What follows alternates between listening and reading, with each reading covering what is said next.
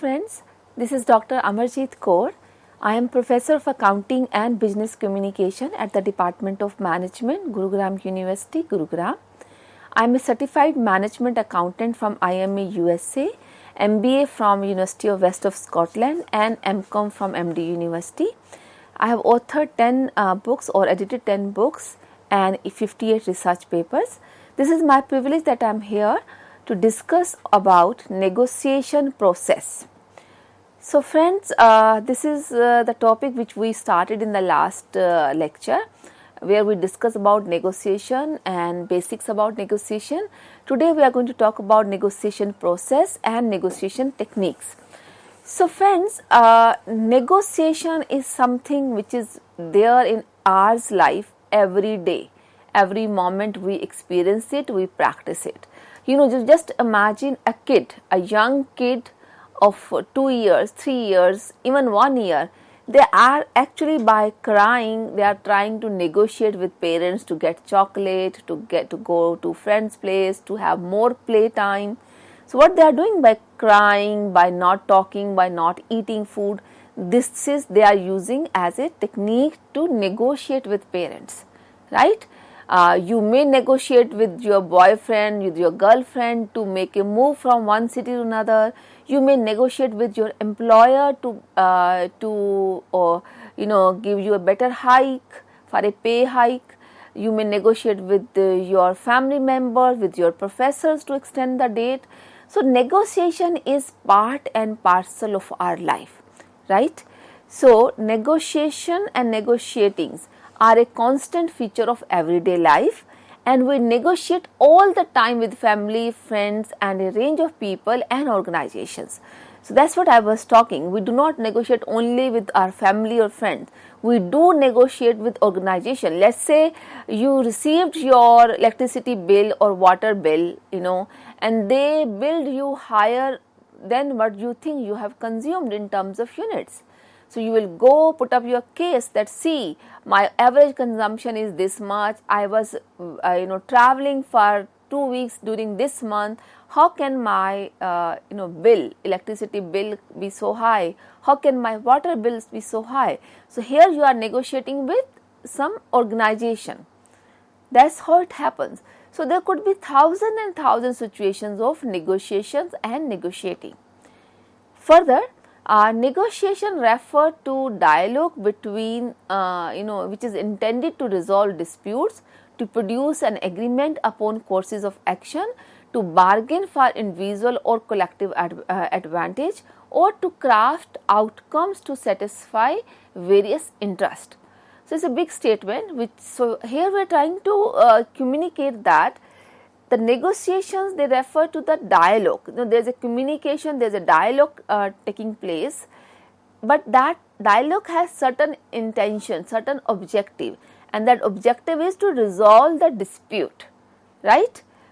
Or we want to end up to have an agreement or some contract upon whatever the course of action we were pursuing, or we may bargain with individual or collectively, so that the final outcome is crafted in a way that satisfies my interest or my organization's interest. If I'm representing an organization, a company, right, then my total outcome of the negotiation, of the dialogue which I'm carrying, is to seek closer to the satisfaction to the interest I was pursuing. Right, so seeking a closer in favor of the interest you have, when you started negotiating with. So that's what the negotiation is. Now, what does it take to negotiate? So so we need to negotiate, successfully, and for that we require certain skill sets. So doing it successfully requires, number 1, analytical skills, number 2, forethought, number 3, preparation, number 4, presentation skills, and lastly, realism and detachment. So we shall be spending some time on this now. Analytical skill, right? As it says, you want to pursue career in negotiation. Then you need to think, what all skills do I need to have? what all qualities do I need to have as an individual to become a successful negotiator. So, the first thing is analytical skill. This is very, very crucial. You shall be able to analyze the complete facts, figures, data, information, presented to you by the party to whom you are negotiating, right? So, I should have that analytical skills to analyze everything, be it a said information which has been said loudly or the information which has not been said at all, right? So, hidden information. I should have that much skill to analyze all facts, figures, data, information, responses, mails, tone, tenor, everything, voice modulation, body language. So, that is how much good you are. Analytical skills will decide you are going to be a successful negotiator or not. Then the fourth thought. So, fourth thought, evaluating the objective carefully and objectively, and key tests are evaluating credibility of objectives and supporting evidence. And then preparation means being well briefed and knowledgeable about what you are seeking to achieve and how that can be justified. So, fourth thought is the second point required, or second skill which is required, which means that you should be knowing exactly in advance. Fourth thought means before, a thought coming beforehand. You should be knowing in advance that what are the objectives of this negotiation which I am carrying, and then you should be able to evaluate the pros and cons of the objectives you have set for the negotiation, right? And that objective should be laid down very carefully and very objectively. It should not be a subjective objective, right? The objective should be always carried objectively. So, it should be known to you in advance that I am expecting this outcome from the negotiation I am going to carry, and what if I may get this, you may make 2, 3, 4, 5 outcomes, right? You may think about all the possible outcomes, and then you think what is the best outcome for you, for your organization, what is the second best outcome, what is the third best, what is the least best which I will certainly not accept at all. So, you should have given a thought in advance to all the possible outcomes, which is actually the objective of the negotiation, and you can apply certain tests to see the credibility of the objective. Are my objectives which I am carrying as an expected outcome for the negotiation, are they objective, are they achievable, are they real, and what is the supporting evidence that I shall be able to achieve them.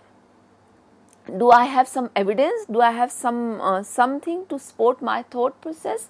So, that is how you need to think about this fourth thought and the objective laid by you during the fourth thought or forethinking. The next point was preparation, means you should be well briefed and knowledgeable. So, whatever you are going to achieve, you must be seeking something, yeah, right? You sought after some objective in mind. So, you should be well briefed by your team if you are presenting the case, or you should have the complete knowledge that how will you achieve and how will you justify, because at the end you are having a dialogue between you and the other party, right? Unless you are able to justify what you are demanding, what you are expecting, you cannot achieve it. You need to have the points and enough points and knowledge to convince the other party that how your demand, your expectation is justified, is fair. So, you are not over demanding, you are not unjust to the situation, right? So, this is what you have to prepare for. The next point is presentation and realism.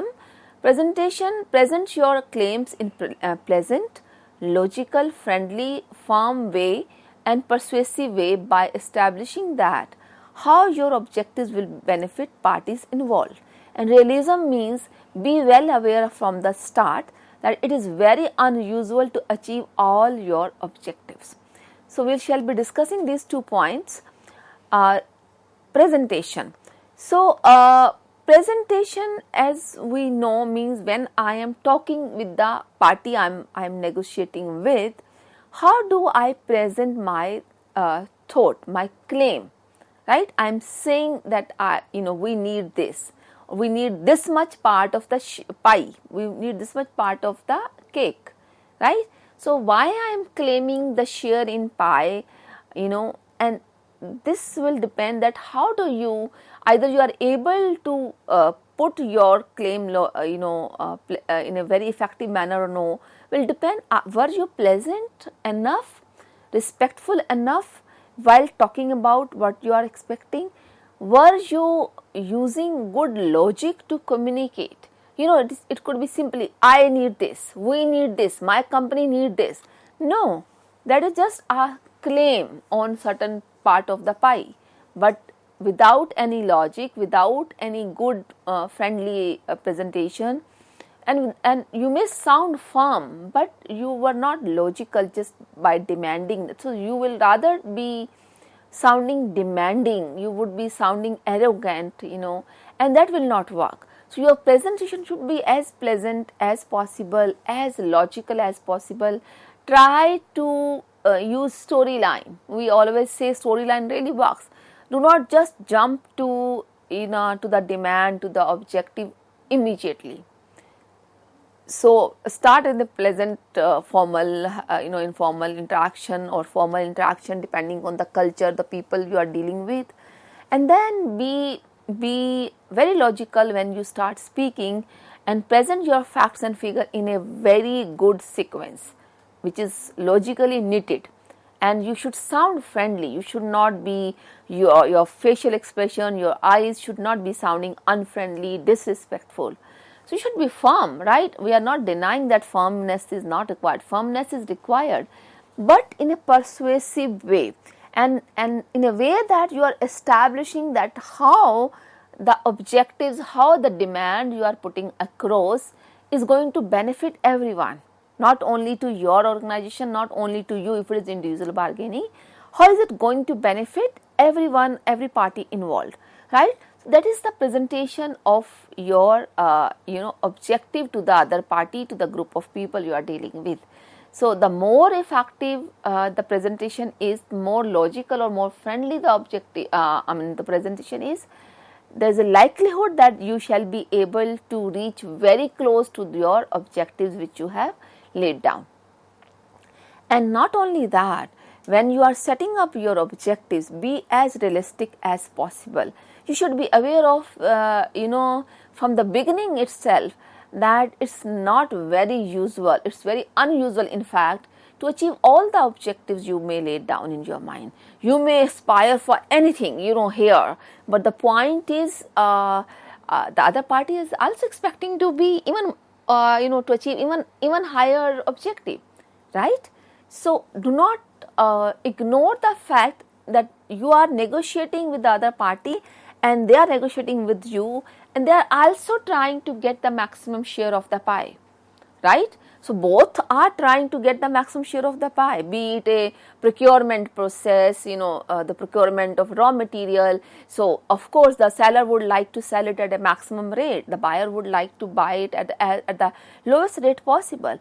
Nowadays, we have festival season in the country, and there's a lot of procurement happening for all kind of consumer goods, all kind of decorative products, and all clothings and home furnishing, etc., etc. So, just imagine any procurement guy, let's say X, is sitting with the supplier, with the manufacturer, and bargaining for the best price, giving 1,000 examples. So, that is in a situation of negotiation, right?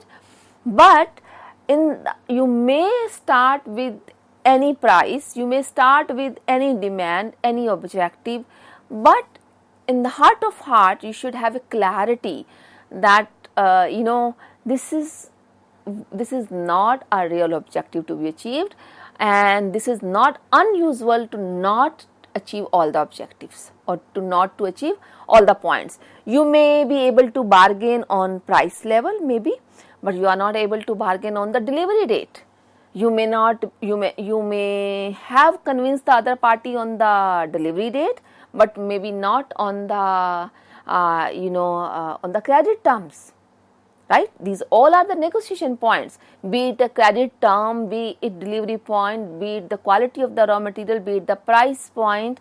So it is, you should be knowing what is more important to you. Is this a date of delivery which is important to you, or the credit limit is the important to you, or is the price which is more important? So of course you should be knowing this is something I have to achieve. I will not go if the price is not X value or higher than X value. So that is the clarity you should have through your forethought, the previous step, right? And you shall be able to communicate that very logical, very pleasant, in a very friendly manner.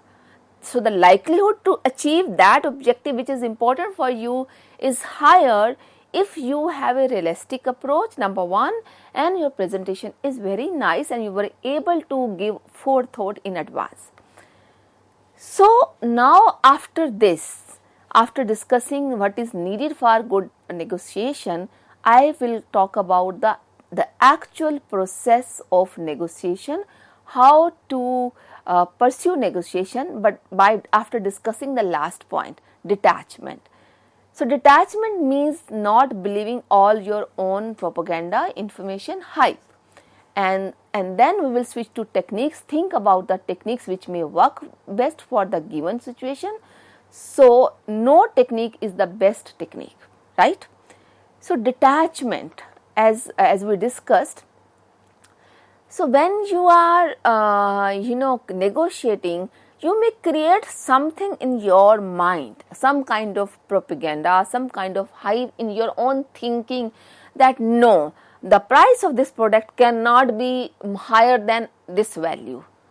No, there's no likelihood, or there's no way that the credit period would be less than this. What has happened? You have created some thought here, right? Some hype, some information, some propaganda in your mind. And unless you are able to detach from that propaganda, believe me, you will not be able to close the deal. To seal the deal, to close the deal, which is the outcome of negotiation, one need to detach from such propagandas, from such hype in the mind, right? So be aware of this fact, that is there any propaganda in my mind? Just question yourself. That is the part of forethought, right? When we say forethought, think beforehand, which means practically think beforehand, think about the propaganda. Are you suffering by this issue of having propaganda, having hype in your mind? If yes, please detach from that. Otherwise, you may close it, but you will end up with a bitter taste. You may not be able to pursue next negotiation with the same party ever. You may not be able to be confident in the outcome. So it means you are going to face problem with your employer. So this is what it means by detaching. You gain so many. And remember that no technique is best. We have so many techniques I have discussed in the past. I will be discussing in the next lecture as well. But we should never forget that none of the technique is absolutely correct and is applicable for everyone in every situation, right? The same person may use a different technique while dealing with a party or a individual or a group of individual from a different background, be it geographical background, be it cultural background, right? So my technique would vary from person to person and may be successful in one situation, maybe in another one, right? So no technique is the best technique. Remember this in your mind. Do not assume that way, that technique, that strategy worked in the past dealing with X party, the same will work here. No, give a forethought, do your research work, find out the credentials of the person or the company you are dealing with, see their last or the past outcomes or negotiation results, get information, And then you and not only that, when you actually sit across the parties over on the table, see that the person, his or her style, his or her expectation. So be very good listener. By giving attention to him, you will be able to read between the lines. You shall be able to make out where is he or she going to close at, right? So we should be detaching from this psychology that this is the only technique which works, and we should be detaching from the propaganda. Now I will pursue how to pursue negotiation. So we shall be talking about the process.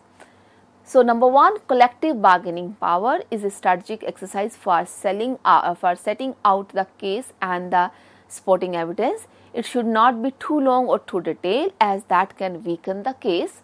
An initial response need to listen carefully and closely to that first response while taking written note of the key points, to evaluate and analyze the language, words and body language, right? So this is what is required. So while you are pursuing negotiation, the process, right, the first thing is collective bargaining power. So you should know that it is a strategic exercise. It is just not very simple as you may think. It's an exercise which should be carried very strategically, looking at the surrounding, the area, the environment, your need, your demand, the supply side, the price, the economic environment, the political environment, so many things, right? So to set up the case right and in the right direction, make sure you have supporting evidence. So this bargaining, negotiation is basically the bargaining, right? It is all about your bargaining power. So your bargaining power becomes more effective if it is done collectively, and make sure it is not so long or so detailed. You should start with simple but important points, objectively, politely, friendly way, and it should not be that it's such a lengthy story you started sharing that you lost the fact, you lost the main objective in the discussion, right? Because too long discussion, too detailed talk or presentation can weaken the total case, right? So collective bargaining power to begin with is that you should start, if there's a group of people, one is presenting one aspect, another is presenting another aspect, so that you have a time or the choice later on to understand who should pitch more later once you hear the other party, right? Which person should be the best to pursue now, at what point.